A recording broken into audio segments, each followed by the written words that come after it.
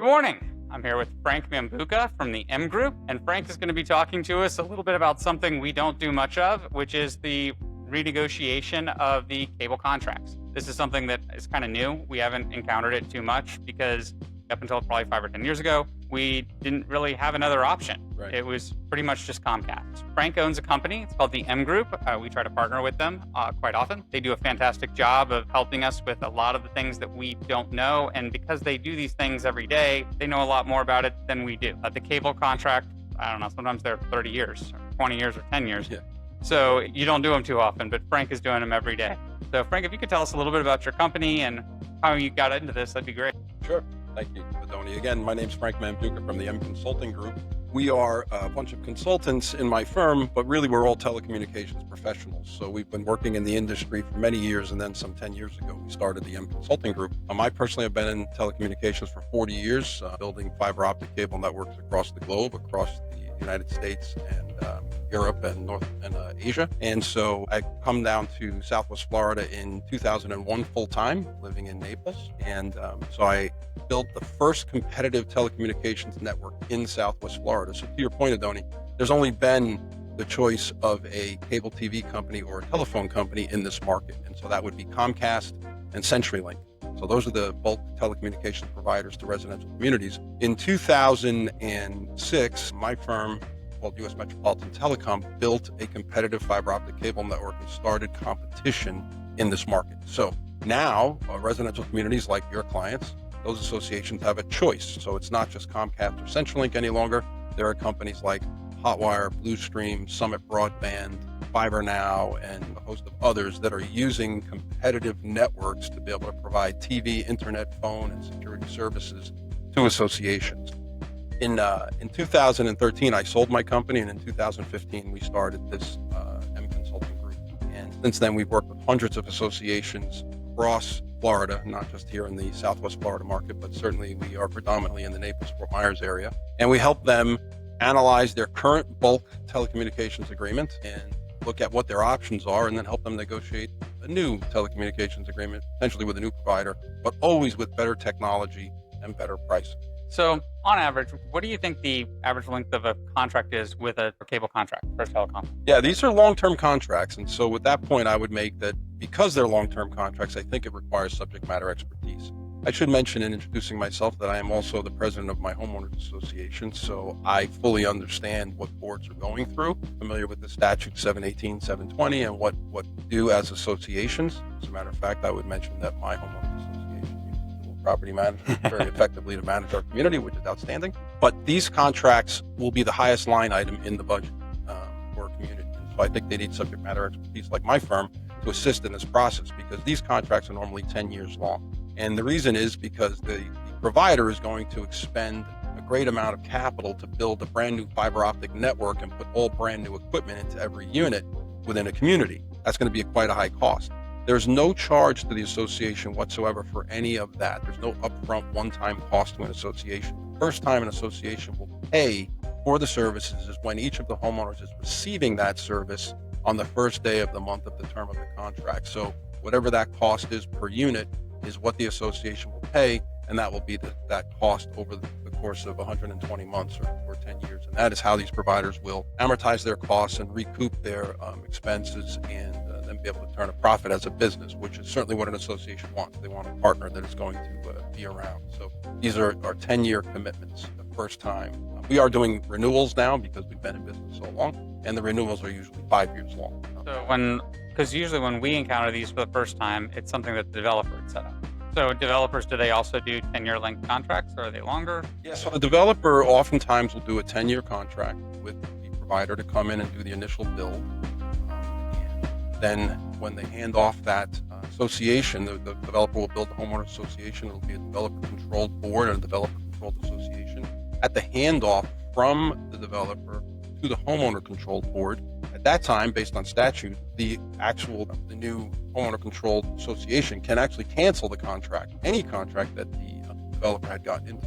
If not, then they would inherit that contract and all the terms of those contracts. So what we often see with communities is many times they don't even know that they're in a contract, because there are two types of these telecommunications contracts. One is a bulk contract where everyone in the community gets a certain set of services at the same price. So everyone gets a certain TV package and a certain internet speed, and the TV and internet is included in their quarterly HOA dues. Another way that we do these contracts is called a retail agreement, where there is no standard bulk, but the provider is bringing services to the community, and each individual homeowner buys it at the retail rate, much more expensive, from that provider. And so the provider has the developer sign a contract that just basically precludes them from entering into a bulk agreement. So we get involved with the community and they say, oh, we don't have any bulk agreement today. We have to do some research to see if the developer entered into a retail agreement that has a certain term length left on it that would preclude a bulk agreement.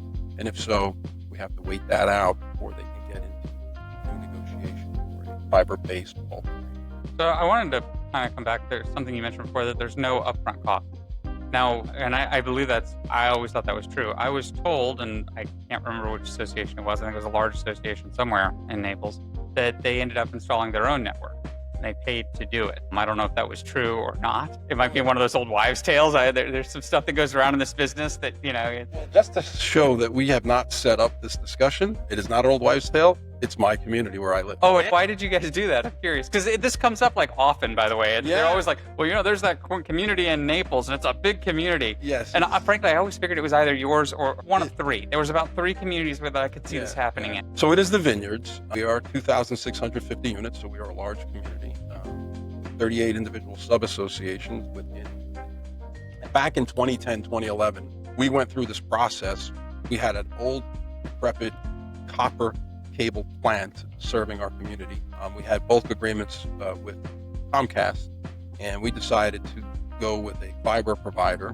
And as we did the analysis, we thought, well, why don't we own our own network? And if we own our own network, then at the end of the contract, if we want to change providers, we could have the new provider just use the fiber network that we own. And we thought that was a good idea. And here we are 14 years later, and it really was not. We are not, our association is not a telecommunications expert business. When you own your own fiber network, there are 3 major costs that you have. One is restoration. So all of a sudden somebody's digging and they cut the fiber, it has to be fixed. Another is relocations. So if they're going to build a turn lane and your fiber cable's in the way, you need to relocate that cable. And then the third is locating. So the 811 call before your dig center that you need to call and register with so that your network is there. And anytime somebody's going to dig in the area, you got to come out and paint the street or flag the ground to say there's fiber network under here. Don't dig, this deep, but it's here. Don't hit our network. So it's a pretty sophisticated and complex process to own a fiber network. And so in the end, we had to pay our provider to do all those services for us, whereas when they own the network, it's part of their costs.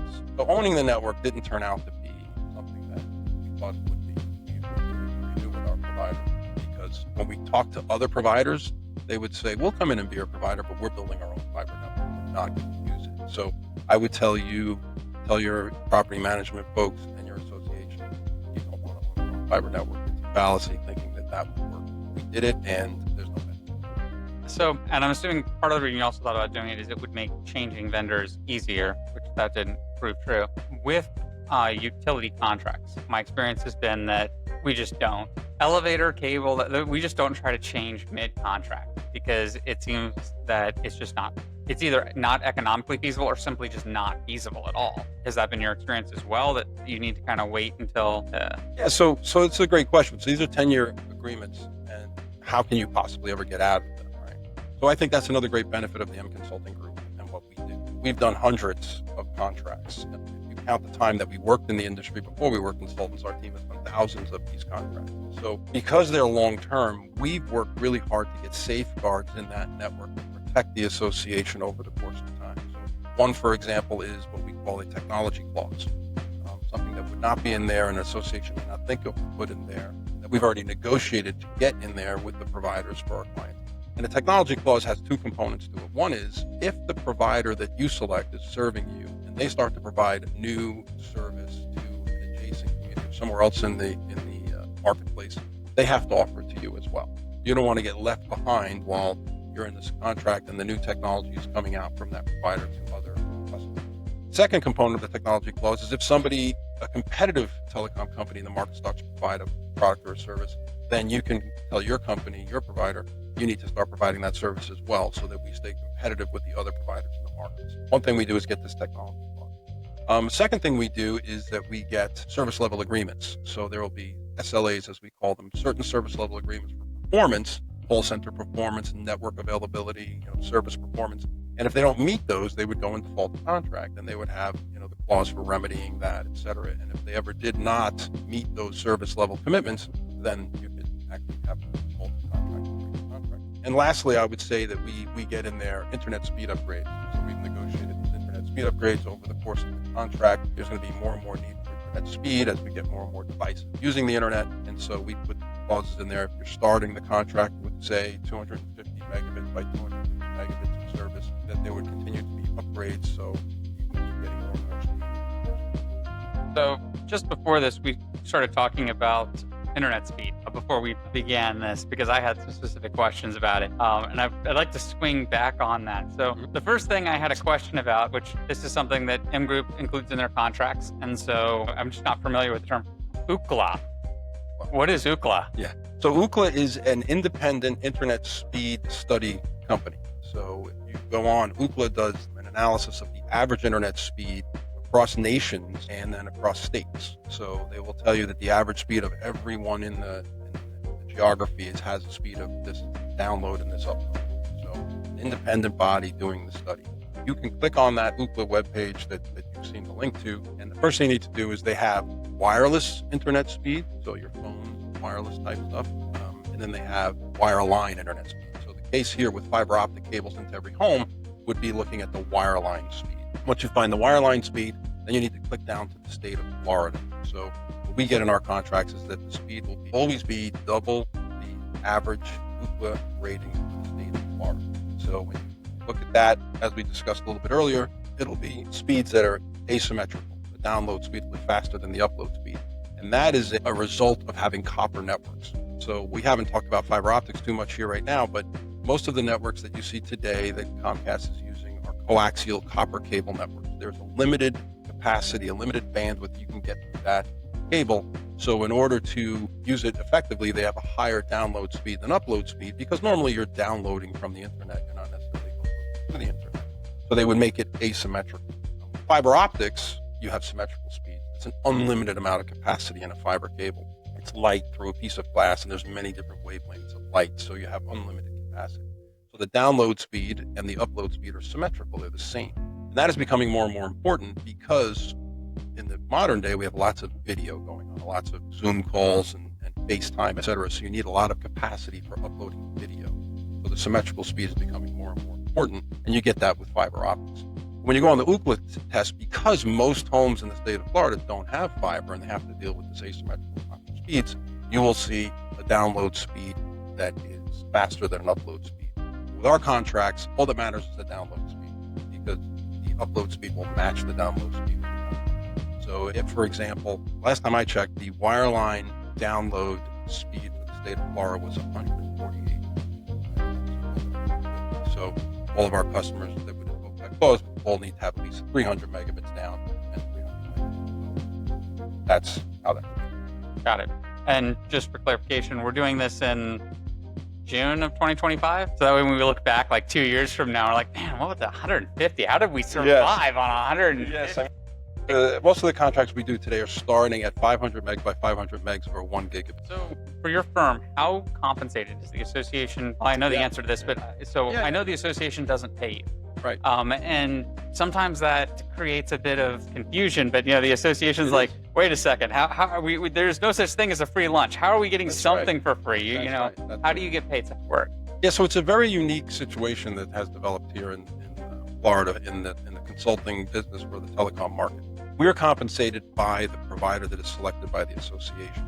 We come at no cost to the association. At no time does the association write a check to us or pay us an hourly wage, et cetera. We get paid by the provider one time when the contract is signed. And we get paid out of their cost of sales. So if an association was running this process without us, they would be looking at 5 different companies, let's say, as competitive providers. Let's say they're looking at Comcast, CenturyLink, Bluestream, Hotwire, and Summit Broadband.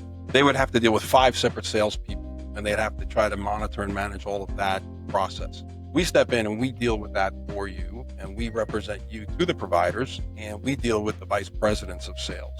And then we get commissions, the sales commissions that would normally have been paid to the sales. So that's how we get paid by the provider, and it comes at no cost to the association. We get paid out of the cost of sales. So one of the questions which, and I don't know if I actually ever asked you this question, but when we've worked together in the past, one of the questions the boards do ask me is, well, does Frank get paid more by one than another? And so is he going to be pushing that one over another? So I know that there's some boards that have concerns about that. How do you address it? Yeah, no, it's a great point. So when you engage with us, we have a little 3.5-page consulting agreement that has no financial commitment to the association. And in that agreement, it says that we will be compensated by the provider, and the providers do potentially compensate us differently depending on the financial model of their deal. But before the contract is signed, we will reveal to the association, this is what we're getting paid, so that they know. And yes, if it's different, there would be the potential for a consultant to push the provider that's going to get them paid more money. We don't do that. And one of the things we're proud of at the M Consulting Group is that we've done bulk deals with every provider.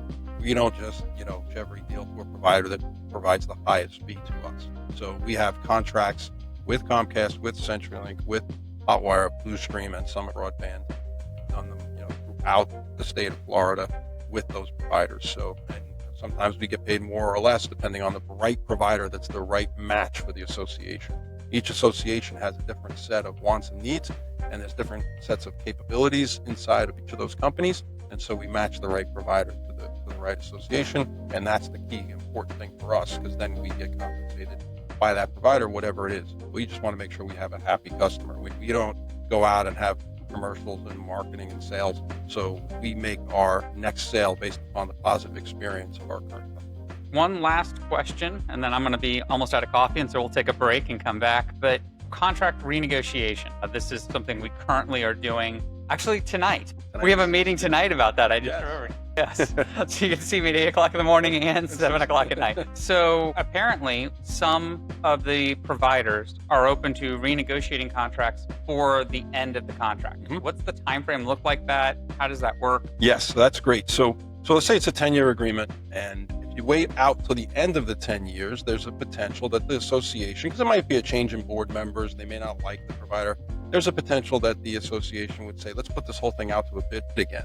So the wise providers will come in about year 7 of a 10-year agreement and say, well, let's meet with the association and see what can we do to improve service and potentially upgrade them, et cetera, and enter into a new agreement. So we've gotten involved with your client tonight, 7 years into a 10-year commitment, and we'll renegotiate new. And let's say they sign a new 10-year agreement, it would subsume the remaining 3 years, so it would become like a 7-year agreement. Sometimes we even get a 5-year agreement that will subsume the 3 years left, and it'll be a 2-year agreement. So we've done lots of renewals for companies like Hotwire, companies like Summit Broadband that we had long-term contracts with.